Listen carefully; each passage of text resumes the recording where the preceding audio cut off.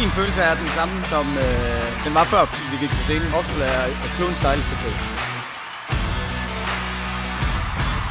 Det er mere end 25 år siden, at jeg kom til Oksbøl. Altså forelskede jeg mig totalt i det miljø, der var. Altså fordi musikken fyldte så meget i byen, så det er så fedt, at den er kommet tilbage på den måde.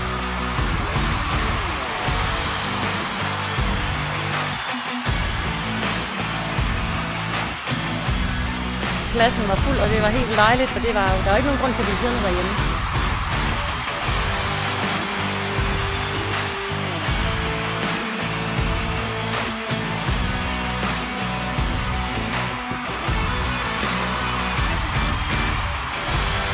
Jeg ved ikke, om du er enig her. Jeg synes, det er det fedeste, vi har lavet i år. Ja.